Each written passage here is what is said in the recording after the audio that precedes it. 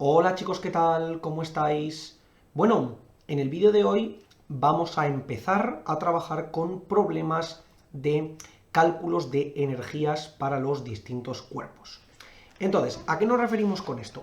Vamos a ver diferentes problemas en los cuales tendremos que calcular respecto a los datos que nos den las posibilidades energéticas que tendrá cada uno de los cuerpos. Es decir, calcular las distintas energías y ver cuál será su energía total.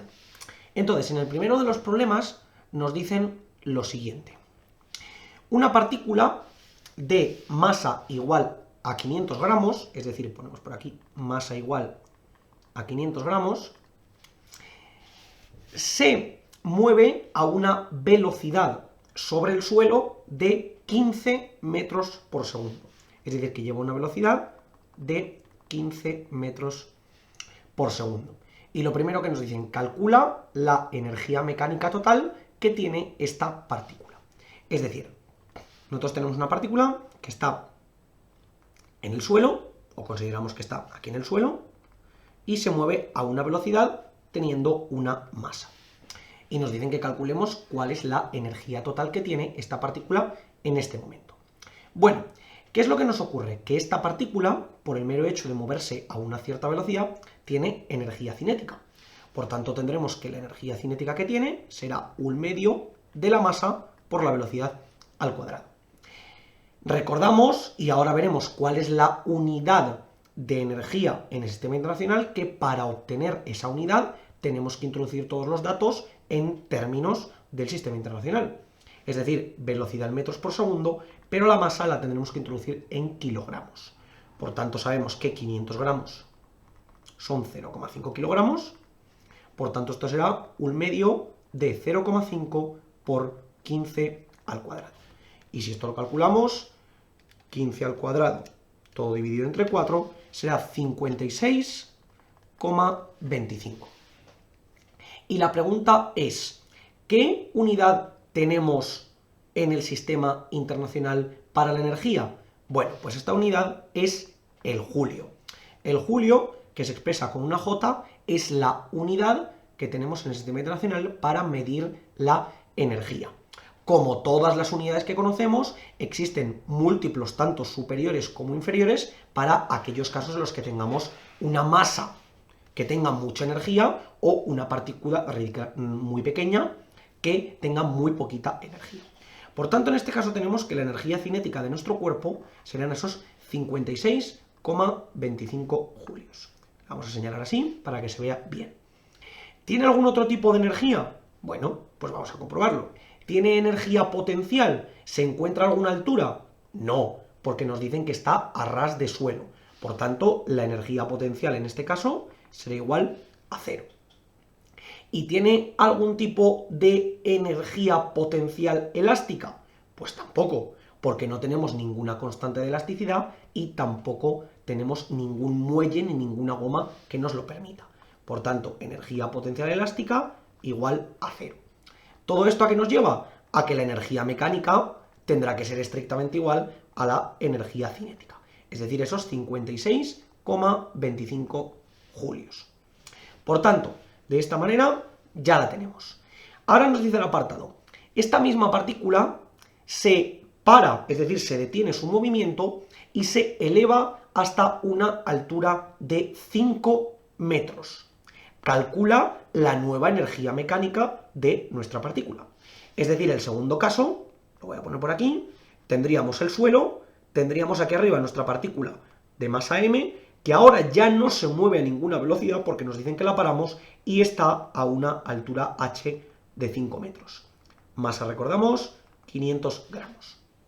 Entonces, volvemos a calcular las energías de nuestro cuerpo.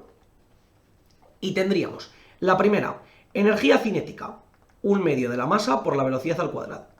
Como no tiene velocidad, esto es exactamente igual a 0. Energía potencial, masa por gravedad y por altura. En este caso sí que tenemos altura. No nos dicen que tengamos gravedad, pero suponemos que existe, ¿vale? La gravedad, como siempre, la podemos aproximar a 10 metros por segundo al cuadrado. Y por tanto aquí sí tendremos energía potencial. será masa, que son 500 gramos, recordamos 0,5 kilos, es decir, 0,5 por 10 y por esos 5 metros de altura. Es decir, 0,5 por 10 es 5, 5 por 5, 25 julios. En este caso, esta sería la energía potencial. Bueno, y por último tenemos energía potencial elástica, 1/2 de la constante por la variación de longitud al cuadrado. ¿Qué es lo que ocurre? Que ni tenemos constante, ni tenemos ningún elemento que nos haga que haga una variación de longitud. Por lo tanto, en este caso, simplemente es 0.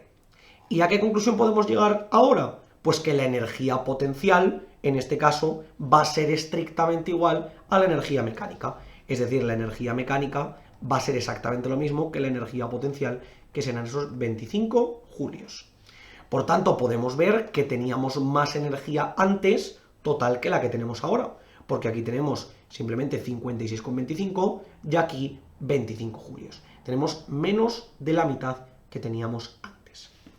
Bueno, y ahora por último nos dan un tercer caso en el que nos vuelven a decir: colocamos de nuevo la partícula a ras de suelo, pero esta vez la sujetamos a una pared a través de una goma de constante de elasticidad 500 newtons por metro.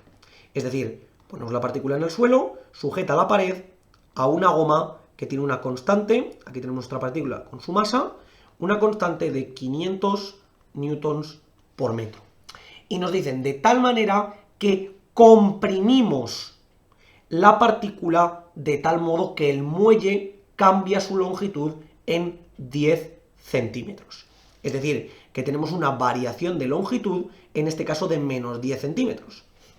¿Por qué de menos 10? Porque nos está diciendo que lo comprimimos. Entonces, a la hora de comprimir, la longitud se reduce. Recordad que la variación de longitud es longitud final menos longitud inicial. Entonces, para que esto sea negativo, la longitud inicial tiene que ser mayor que la final. Y cuando nosotros estamos comprimiendo, tenemos que, en efecto, la longitud final es más corta que la longitud inicial. Por eso es por lo que tenemos una variación negativa de longitud. Y la nueva pregunta que nos hacen es igual que antes. Determina, una vez la partícula está comprimida, cuál es la energía que posee la partícula. Bueno, pues entonces, ¿qué es lo que nos ocurre? Tendremos de nuevo el mismo planteamiento que antes. Energía cinética, 1/2 de la masa por la velocidad al cuadrado. Como no tenemos ninguna velocidad, pues simplemente 0. Energía potencial. Tendremos masa por gravedad y por altura. ¿Qué nos quedará? Pues en este caso, como estamos de nuevo a ras de suelo, se nos planteará que simplemente será masa por gravedad por altura. Como no hay altura, pues 0. Y en este caso, energía potencial elástica, 1/2 de la masa por la variación de longitud al cuadrado. Perdón, de la masa no, de la constante de elasticidad. ¿Ok? En este caso sí tenemos energía potencial elástica. ¿Por qué? Porque tenemos un término, esa goma que hace que se comprima o que se pueda estirar, y tenemos esa variación de longitud. Aquí de nuevo recordamos unidades del sistema internacional. Newton por metro es correcto, pero los centímetros hay que pasarlos a metros. Menos 10 centímetros lo mismo que menos 0,1 metros. Por tanto, esto será 1/2 de 500 por menos 0,1 al cuadrado. Muy importante el menos meterlo dentro del cuadrado, porque si no nos saldría una energía negativa, la cual de momento no tiene sentido. Entonces, si esto lo calculamos, hacemos 1/2 de 500 por menos 0,1 al cuadrado, y si lo he calculado correctamente, esto me sale 2,5 julios. Esta sería la energía potencial que tendríamos para nuestro muelle. Como podéis ver, tenemos tres tipos de energías muy distintas. Energía potencial elástica. Porque, ¿qué es lo que va a ocurrir? Igual que antes, como la única energía que tenemos, en este caso, es la energía potencial elástica, pues la energía mecánica será exactamente igual a la energía potencial elástica, es decir, a esos 2,5 julios. Entonces, se nos han planteado tres casos totalmente distintos, en los cuales una partícula se mueve a cierta velocidad, una partícula quieta está a cierta altura y una partícula quieta sobre el suelo se expone a una goma. Y podemos ver que en cada una de ellas tienen una cantidad de energía mecánica, la cual depende directamente de las energías que tengamos. También podemos tener casos combinados, donde, por ejemplo, vamos a ver el último planteamiento del problema, en el que vamos a combinar varios tipos de energía. Es decir, por ejemplo, ponemos aquí, voy a dividir, el cuarto caso, en el que nos dicen una partícula que se encuentra a 3 metros sobre el suelo, de masa 1 kilogramo, se mueve a una velocidad de 7 metros por segundo. Determine la energía total de la partícula. Es decir, yo tengo aquí el suelo, como siempre este es el origen de potencial. Acordaos que el suelo siempre lo ponemos, en caso de que no se diga lo contrario, como el lugar donde la energía potencial es nula, y sobre el suelo tenemos esa partícula que está a una altura, nos han dicho, de 3 metros, una partícula de masa m, que es 1 kilogramo en este caso, y que se mueve a una velocidad, vamos a ponerla hacia la derecha, por ejemplo, de 7 metros por segundo. Y nos preguntan que calculemos cuál es la energía total de esta partícula. Pues como siempre vamos a analizar cada una de las energías. Energía cinética. 1/2 de la masa por la velocidad al cuadrado.